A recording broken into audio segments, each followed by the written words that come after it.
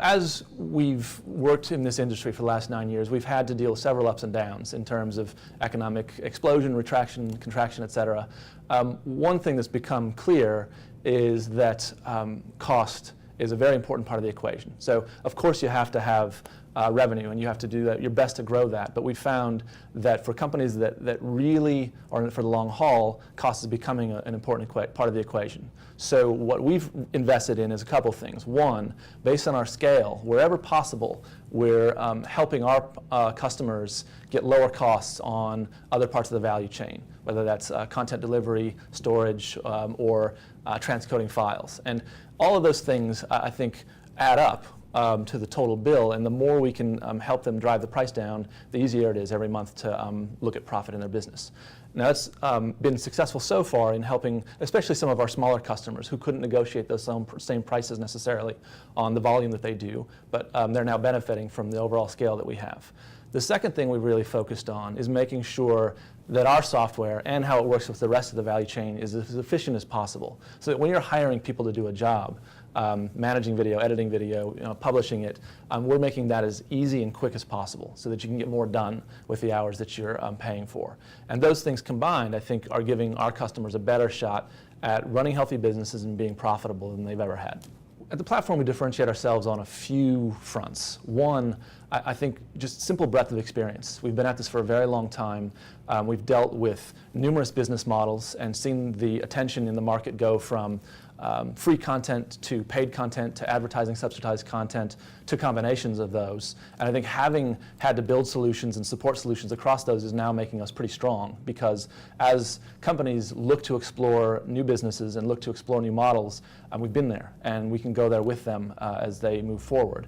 Secondly, we've taken an approach since day one that says be really good at the things that we build, and that's video management, video publishing, and then make sure you can enable your customers to work with really good partners as easily as possible. So we don't close the door to other partners. We make sure we embrace them and that we take the time to integrate with them in a way that works over and over again. So what our customers get as a benefit, and I think a differentiator in the market, is really well thought out solutions end to end that pretty seamlessly plug us together with other companies. Another big advantage is that we work with several parts of the market, and so I think we understand the market as a whole pretty well. And what I mean by that is that we work with big operators who are running multiple services and bringing large audiences together and collecting content from all over the place and presenting it. That's something we do day in, day out. But we also work with large content owners who are thinking through their overall strategy. How do I take this great content and get it as many places as possible while still monetizing it? And finally, we work with small innovative content owners who are trying to make their way improve the value of their content on the internet first before they go anywhere else. So having worked through all of their challenges, I think we have a pretty good feel for, one, how to connect them all, and two, how to make sure that all of them have not only the technologies they need, but the business models that they need to be successful are in place.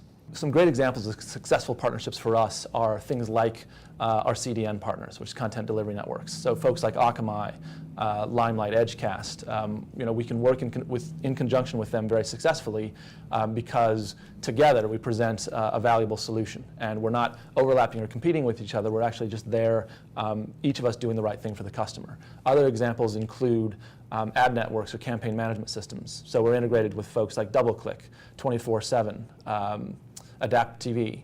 And each of those brings something different to the table for the customer, and the fact that they all work just makes the choice more about which one is the best fit for the customer, not which one is easiest to use. The question of growth is an interesting one, because I think the market itself is still growing. I think that consumption is going up month over month. The amount of content out on the internet is going up, especially when you look at premium content. So several indicators are saying that the market is healthy and is growing, but I think you're right. You're seeing, in some respects, fewer entrants into the market to serve it. And I think part of that is there's been a pullback of venture capital, and I think there's also been very successful growth within some of the incumbents. Akamai, I think, to your point, is a good one. And I'd say that we've been successful in the markets we're going after with premium content owners and operators, et cetera.